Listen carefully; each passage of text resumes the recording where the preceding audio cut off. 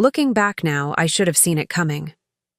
The way her smile never reached her eyes when she looked at us. The way she always lingered when he was around, making small comments, pretending to joke, but always watching, calculating. But at the time, I was in love. Blindly, deeply, foolishly in love. His name was Daniel. Kind, driven, the type who remembered your coffee order and your favorite flower. He made me feel seen, as if I was more than just the quiet one in the shadow of my sister. With him, I was radiant. I was alive. We met in college, in a whirlwind of library glances and accidental touches. By the time we graduated, we were planning a future, apartment hunting, talking about starting a small business together. My world was built around him, and I thought his was built around me. Of course, I wanted my family to love him too, especially my mother. She was complicated. Cold in the kind of way that looked warm on the outside. She always wore pearls and praise that stung like knives. When I first introduced Daniel to her, she smiled. Too wide. Too long. "I see what you like in him," she said, eyes never leaving his face. "He's impressive." I brushed off the tone. I told myself she was just trying to be polite. She'd never been very affectionate, not to me at least. But I hoped this would be different. I wanted her to be proud of me, for once. At first, she played the supportive role well, inviting us over for dinners, offering him advice on his career. But she never really spoke to me, only about me. She was always a quiet child, I heard her say once while pouring him tea. Too sensitive, too soft. She said it as if I wasn't even in the room. I laughed it off then. Daniel gave me a look that said, "Ignore her." But something inside me shifted. The comments started piling up. "She doesn't handle pressure well. She always needed someone to hold her hand. She's sweet, but not strong." Each one was tiny, almost forgettable.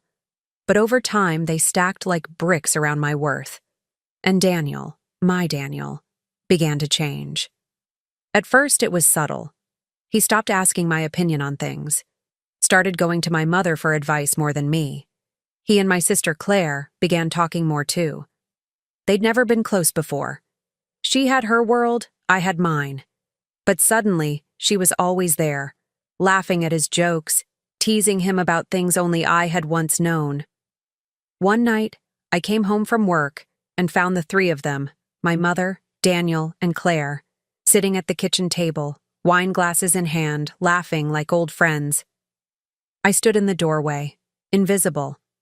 I told myself it was nothing, that families blend, that I was being paranoid. But the way my mother looked at me when I finally walked in, it was the look a queen gives a pawn she's about to sacrifice. That night, as I cleaned up the dishes alone, I overheard her, her voice low, calm, too composed. "She's not strong enough for you, Daniel. My other daughter is." I froze. The plate slipped from my hand and shattered in the sink. No one came to check on me. Not him. Not my sister. Not even her.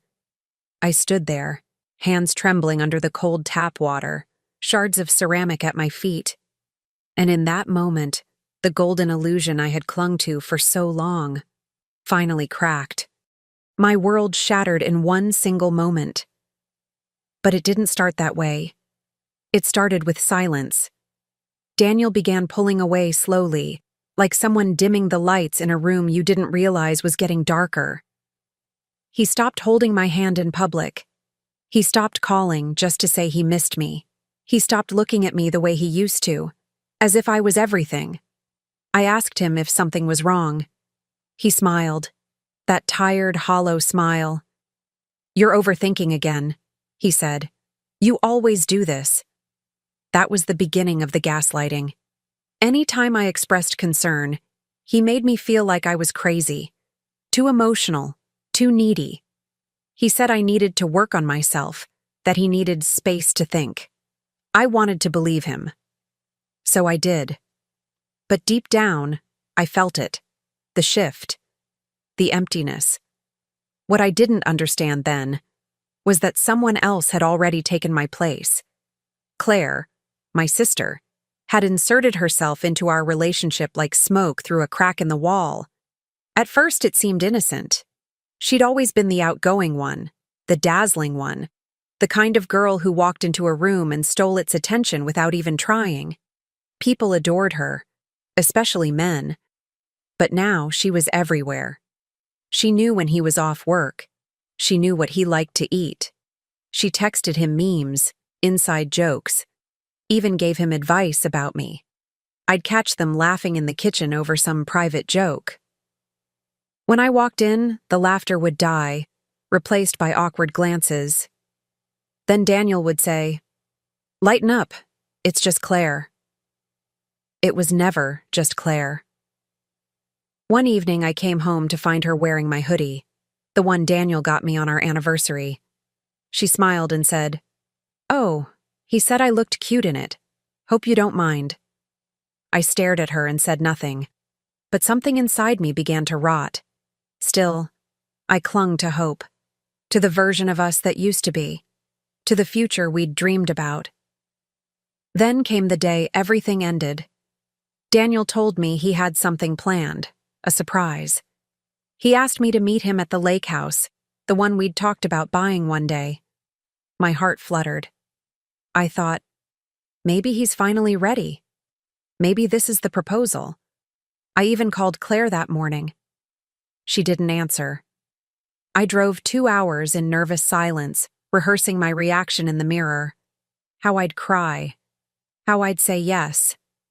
But when I got there, the driveway was full of cars, balloons tied to the porch rail, laughter and champagne glasses clinking from inside. I stepped through the door, and the world stopped. There, in the middle of the room, under a cascade of fairy lights and petals, Daniel was on one knee, holding a ring, smiling. But not at me. At Claire, my sister.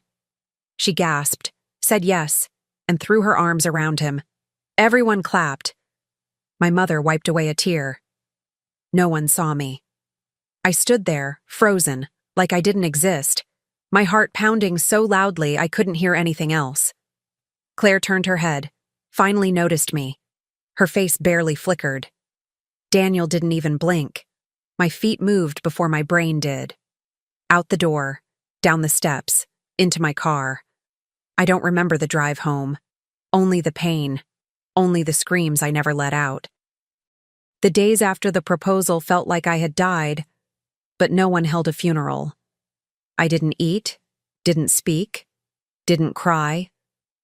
I just lay there, staring at the ceiling, trying to understand how everything had collapsed so quickly and so quietly. How do you mourn a future that was never yours to begin with? Everywhere I turned in the house, there were ghosts of that betrayal. The breakfast table where Daniel used to make me laugh. The couch where I first told him I loved him. The hallway where my mother whispered poison behind my back. Now it all felt staged. Like I had been living in someone else's story, waiting to be pushed off the page. My mother never acknowledged what happened. Not once. Instead, she began treating me like I was the problem. "The silence is so dramatic," she said one morning, placing her tea down like a judge slamming a gavel. "You're embarrassing yourself." I looked at her, numb. He proposed to Claire. She raised her eyebrows, shrugged. "She's better suited for him. She has backbone. You've always been too fragile. This is for your own good. For my own good." The words hit like acid on an open wound, as if tearing out my heart was some kind of favor. Claire didn't say anything either. Not sorry, not guilty, just smug, like she'd won something that was always meant to be hers. I became a ghost in that house, floating through rooms, quiet, invisible.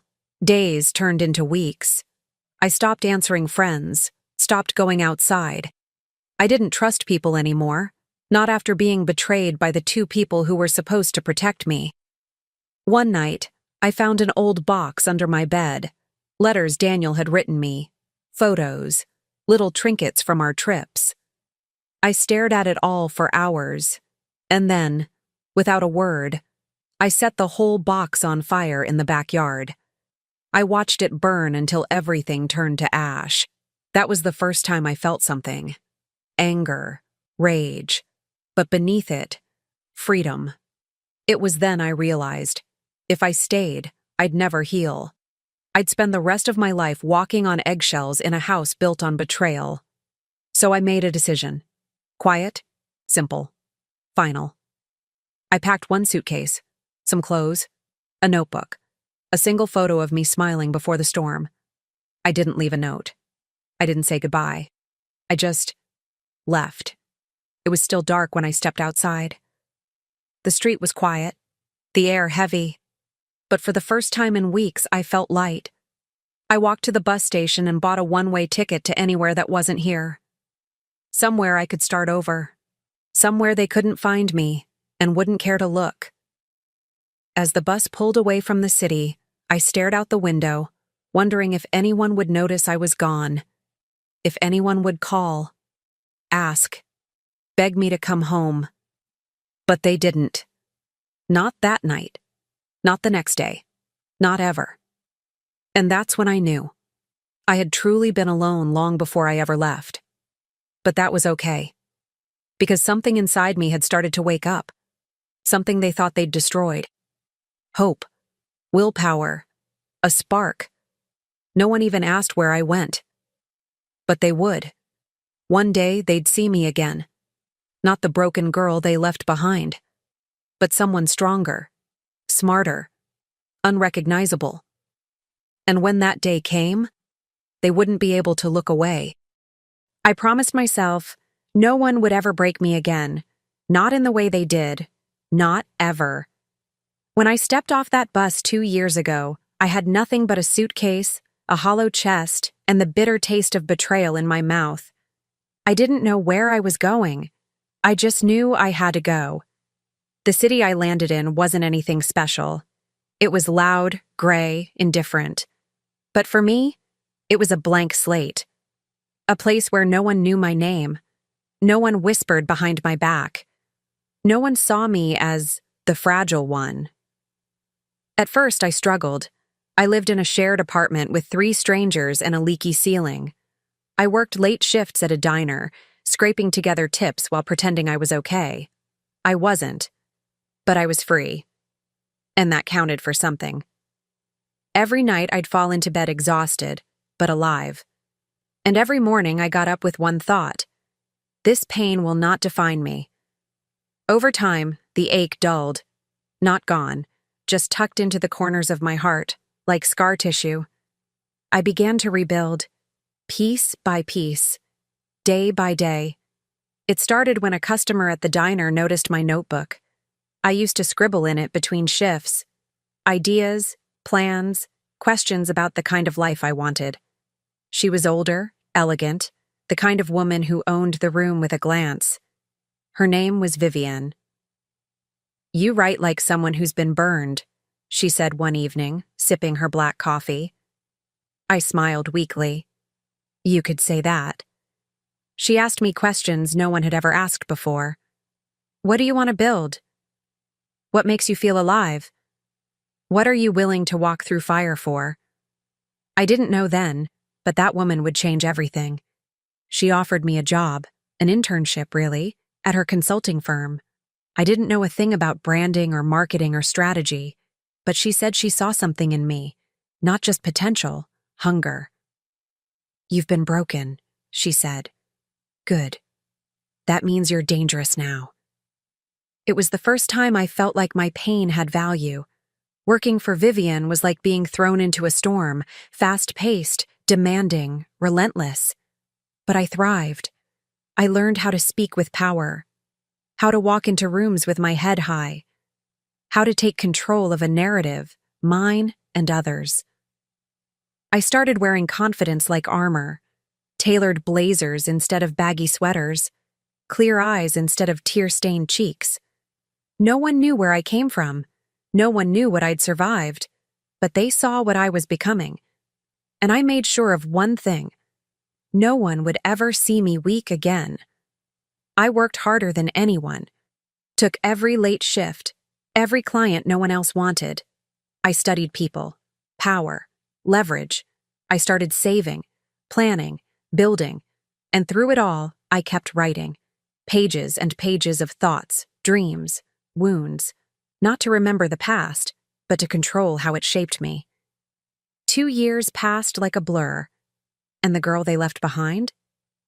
She was long gone. In her place was a woman with sharp edges and quiet fire. A woman who didn't beg to be chosen anymore, because now she was the one doing the choosing. And though I never said their names aloud, not once, I thought of them often. My mother, my sister, him, not with pain, not with longing, but with patience, because I knew someday they'd see me again, and when they did, they wouldn't recognize the woman I had become. He saw the broken pieces in me and loved them anyway. I wasn't looking for love, not after everything I'd been through. Love, to me, had become a weapon, sharp, reckless, cruel. So when I met him, I almost missed him entirely. It was at one of Vivian's events, sleek, formal, filled with powerful people who smiled too much and meant too little. I was there to network, not feel. But then he walked in, and everything changed. He wasn't loud or flashy. He didn't try to impress anyone.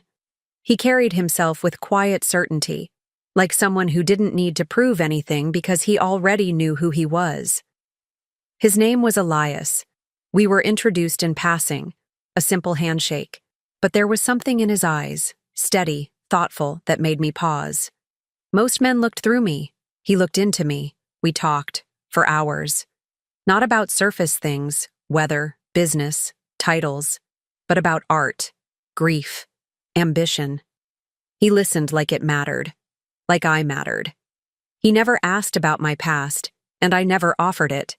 It was safer that way, because I didn't want to explain why I flinched when people made promises, or why I kept a bag packed under my bed, just in case. With Elias, I didn't have to pretend. I could breathe, but still, I held pieces of myself back. Not because I didn't trust him, but because I didn't trust what love could turn into. So I let him in slowly. Coffee dates that turned into long walks, weekend dinners that turned into sleepovers on the couch, moments that turned into memories without either of us naming what we were.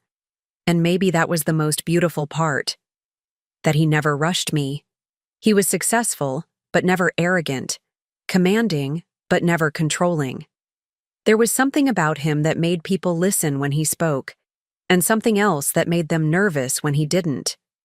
I noticed things, subtle things. The way his phone would ring and he'd step away without a word. The way he knew too much about people he'd never met. The way his smile sometimes disappeared too quickly when he thought no one was watching.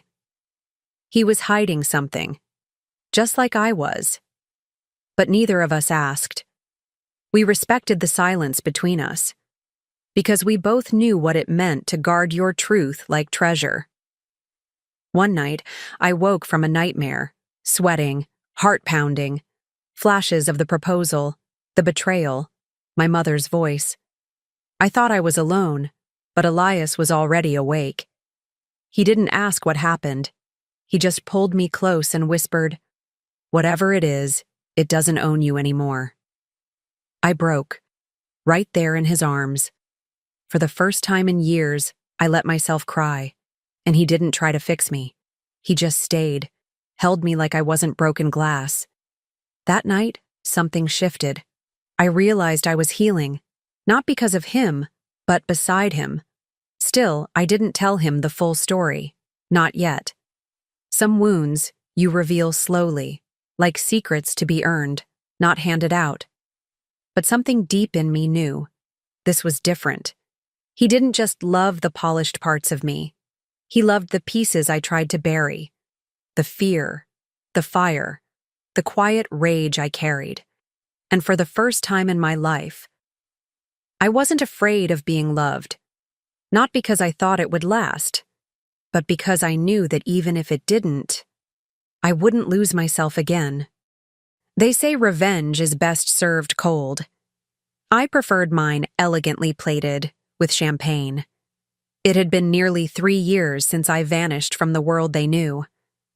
And now, I was returning. Not as the girl they discarded, but as someone they could never ignore. The brand I built with Vivian's help had exploded beyond my wildest hopes. What started as a boutique consulting agency evolved into something far bigger. A luxury lifestyle brand. One that combined elegance with influence, class with power. I named it Aurum, Latin for gold, because I'd been burned, beaten, and buried. But I came out shining. Now, I wasn't just working with powerful people. I was one. Our latest launch was going to make headlines. A curated gala for elite entrepreneurs, investors, artists, and global names. A night of grandeur, fashion, and whispered deals behind closed doors. But for me, it was never just about business. This party was personal. This party was for closure. I was done hiding from the past. Done pretending that what they did hadn't scarred me. If I was going to move forward, I had to face them, on my terms, in my world. Planning an event of that magnitude wasn't easy. It required a top-tier team, months of coordination, endless strategy. But I relished the pressure. Where others broke, I thrived. I handpicked every vendor, every artist, every piece of silverware. The guest list was curated, selective. And yes, their names were on it. My mother, my sister, and him, Daniel. They would come. I was sure of it. They couldn't resist spectacle or status. I didn't want confrontation. I wanted them to see what they lost, to feel it, to ache with it. While interviewing creative agencies for the visual experience, a name caught my eye. Lena Whitmore, creative director. I remembered that name. She used to be one of Claire's close friends, always hanging around our house, sipping tea, soaking up my sister's lies. Now, she was working under me. She didn't recognize me at first. My name had changed. My face was sharper, more poised. But during the first meeting, I saw the flicker in her eyes. Recognition, confusion, maybe even guilt. I smiled and welcomed her like any other contractor. She fumbled through the presentation, her voice shaky, her eyes darting toward me. I didn't say anything. Didn't need to. The message was clear. I remembered. But I wasn't angry. I had outgrown rage. I was here for something far more satisfying. Lena wasn't the only ghost from the past I let in through the front door. Piece by piece, I built a room they'd all walk into, not realizing they were stepping into my story now. The preparations were exquisite. Custom decor flown in from Milan, a private orchestra rehearsing an original score. Handwritten invitations, gold-trimmed, sealed with the Aurum crest. It was the kind of event that made headlines and enemies.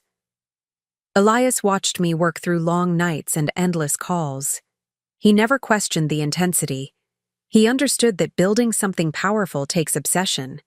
He didn't know the full story, but I sensed he suspected this wasn't just about business. One night, he looked at me across our kitchen island, candlelight flickering. "You're not just hosting a party," he said softly. I met his gaze. "No, I'm burying a ghost." The date was set. The stage was ready. And when the night came, I would be standing center stage, not for applause, but for reckoning. They didn't know the woman standing in front of them, but I knew exactly who they were. The night of the gala arrived like a pulse in the city, powerful, undeniable, unforgettable. Luxury cars lined the entrance of the Crystal Atrium, cameras flashed from every angle, and the press clambered to get their perfect shot of the arrivals. This wasn't just an event. It was a spectacle. And I had curated every single detail. From the orchestral music floating in the air to the glass sculptures catching golden light. It was a night built to impress. But beneath the elegance, beneath the sparkle, this night was about something far deeper. It was about closure. It was about me. I watched from the upper balcony, unseen behind tinted glass, as guests flooded in. The biggest names in media, CEOs, influencers, investors, royalty from 3 countries, all under one roof, mine. Then I saw them, Claire, Daniel, and trailing behind them, my mother. My breath caught, not in fear, but calculation. They walked in like they belonged, like they were used to being invited into rooms of power. Claire wore a tight red gown, lips too bright, smile too practiced. Daniel looked polished, if a bit stiff, still handsome, still hollow. And my mother. She looked around like she was trying to place a memory. Good. I gave them time to settle, time to mingle, to wonder, to feel comfortable, before I shattered it. Downstairs, the press shifted suddenly. A low hum moved through the room. Everyone turned. That was my cue. I stepped from the car, one foot onto the carpet, the train of my custom gown catching in the wind like fire. Gold silk, perfectly sculpted. Hair swept back. Diamond cuff around my wrist. A nod to power, not beauty. Flashes erupted. The cameras didn't recognize me. Yet. But they would. As I stepped inside, all eyes turned. The orchestra paused. Voices quieted. And then, like a slow ripple, recognition began to bloom across the room. My mother froze first. Claire's wine glass hovered mid-air. Daniel's jaw tensed. I didn't blink. I walked right past them. Not as the daughter, not as the discarded sister, not as the girl who had once begged to be chosen, but as the host, the empire. Their confusion was delicious. Their discomfort? I drank it like vintage champagne. I didn't give them the satisfaction of a greeting. No dramatic confrontation. Just a smile, cool, distant, commanding. Vivian stood beside me. They look like they've seen a ghost. They have, I said. The guests were ushered toward the grand ballroom for the unveiling presentation. Claire kept looking at me, whispering furiously to Daniel. My mother watched me with narrowed eyes, trying to piece it together. And then Elias arrived. He entered through the mirrored hallway like something out of a dream. Black tux, calm confidence, presence that couldn't be ignored. He came straight to me, kissed my cheek, and whispered, "You ready?" I smiled. "They are." He took my hand in full view of the crowd. My mother's face drained of color. Claire dropped her gaze. Daniel just stared. I leaned in close to Elias and said loud enough for nearby ears, "Let's show them what building from the ashes really looks like." The lights dimmed. A hush fell. I stepped on stage as the founder and visionary of Aurum, spoke with grace, clarity, and a quiet fire that silenced even the most jaded guests. Behind me, images of the brand's journey played across the massive screen. Moments of triumph, struggle, innovation. The final frame? A quote. She remembered who she was, and the game changed. Applause erupted. But I only looked at 3 faces in the crowd, Claire, Daniel, my mother, and I smiled, because they didn't know the woman standing in front of them, but they would. Oh, they would. He shook his hand and nearly dropped dead. The night was winding down. The final toast had been made, the applause still echoing in the chandeliered ballroom. Guests lingered with glowing smiles and clinking glasses, unaware of the storm about to hit, except for 3 people. My mother hadn't spoken a word all evening. Claire's expression had curdled into barely concealed panic. And Daniel? Daniel was trying to hold it together. I could see it. The charming mask he wore for the world was slipping. I knew that look. The same one he had the night I walked in on him proposing to my sister. But this time, I was in control. "Are you ready?" Elias whispered beside me. I nodded. We walked onto the platform one final time. Guests hushed again. Anticipation hung heavy in the air. Before we close the night, I said, voice calm, elegant, measured, I want to introduce the man behind the scenes, the one who's supported me in every step of building Aurum, the one who helped me rebuild what others tried to destroy. I turned to Elias. My husband. There was a beat of silence, and then thunderous applause. Most of the crowd smiled, clapped politely, genuinely pleased. But 3 people didn't move. Daniel's eyes locked on Elias, then widened. His lips parted slightly, but no words came out. He looked like he'd seen a ghost. Because he had. Elias stepped forward and offered Daniel his hand. Daniel, he said smoothly, his voice like velvet lined with steel, it's been a long time. Daniel's mouth moved, but only one word slipped out. You? Elias smiled, unbothered. Still reporting to Gregory? Or did they finally give you something of your own? My heart pounded, not from nerves, but from adrenaline. From the joy of watching the truth sink in. Daniel wasn't just shocked. He was terrified. Because Elias wasn't just any man. He was the very executive Daniel had spent years trying and failing to impress. The mentor he envied. The one whose career he'd secretly tried to mimic. The powerful figure in their industry whose approval could make or break someone like him. He never knew Elias was married, and certainly not to me. Now here he was, shaking the hand of the man who had everything he ever wanted, who had me. The same girl he left behind, now standing beside the man he could never measure up to. Claire paled. I could almost hear her mind spiraling, calculating how this changed the game. All her talk of being the better choice, the stronger sister, crumbled in an instant. My mother turned away, shame clouding her eyes for the first time I could remember. I almost pitied her. Almost. Elias squeezed my hand. You did that beautifully, he murmured, just for me. I leaned in, still facing the crowd. I meant every word. As the music resumed, guests returned to mingling. But I knew Daniel wouldn't recover from this. Not tonight. Maybe not ever. The irony was poetic. He broke me to climb. And now I stood taller, while he trembled under the shadow of the man beside me. And that wasn't revenge. That was justice. This wasn't revenge. This was justice. After the final toast, the air was thick with tension. Not from the guests. They were still basking in the glittering high of the evening. But from the 3 ghosts who had haunted me for years, now suddenly small in the empire I'd built. I watched them try to navigate the room like it was a battlefield. Claire clung to Daniel, whispering, eyes darting toward me. My mother stood at a distance, fake smile frozen on her face. And Daniel. He cracked first. I stepped aside from the crowd into one of the candlelit garden corridors just off the ballroom. The marble path glittered under fairy lights, still warm from the sun.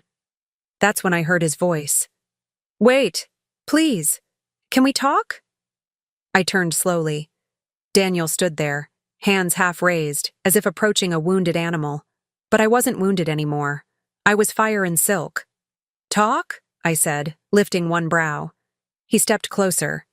I didn't know. About him. About you. I stopped him with a soft laugh. Not cruel, just hollow. You didn't know a lot of things, Daniel. Or maybe you did. You just didn't care. I was young. I was confused.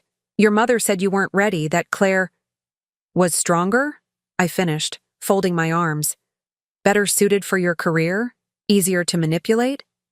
His face flushed. I made mistakes, he admitted. But I never stopped wondering about you. When I saw you tonight, I felt like I'd seen who you really were. What we could have... No, I said quietly, stepping toward him now. What we could have been. You broke something I spent years trying to rebuild. Alone. You didn't just walk away. You watched while they tore me down and said nothing. He lowered his gaze, and that's when Claire appeared. Are you seriously still chasing her? She hissed, stomping toward us in heels that didn't suit the ground. Her eyes locked on mine, blazing with something between jealousy and desperation. You think this changes anything? She spat. So you got rich. So you married someone powerful. You think that erases who you really are? I think it reveals it, I said coolly. And that's what scares you. She flinched. I didn't raise my voice. I didn't insult her. I didn't have to.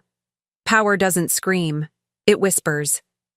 I made my peace with the past, I said. You're still fighting to pretend it never happened. Claire scoffed, but her voice trembled. You think you've won? I smiled, turning away. Oh, Claire, this isn't a game. But if it were, I'd already be holding the last move. As I began to walk back toward the ballroom, one last shadow stepped forward. My mother. Her face was calm, too calm. You've grown, she said softly, and you've done well for yourself. I waited. I knew what was coming. But you've let bitterness define you. That's not strength. That's vengeance. I tilted my head. No, Mother. You taught me vengeance. You raised me on it. I just chose to use it differently. She opened her mouth to speak again, but I cut her off gently. I'm not angry anymore, I said. I don't need your apology. I don't even need your recognition. I looked her in the eyes. I just needed you to see who I became without you. She looked away first. And that's when I knew. The power had shifted, not because I shouted, not because I destroyed them, but because I didn't have to. I walked back into the lights, into the life I'd built with no thanks to them. And tomorrow, when the final piece of my plan unfolded, they would finally understand. They hadn't just lost me. They had created me.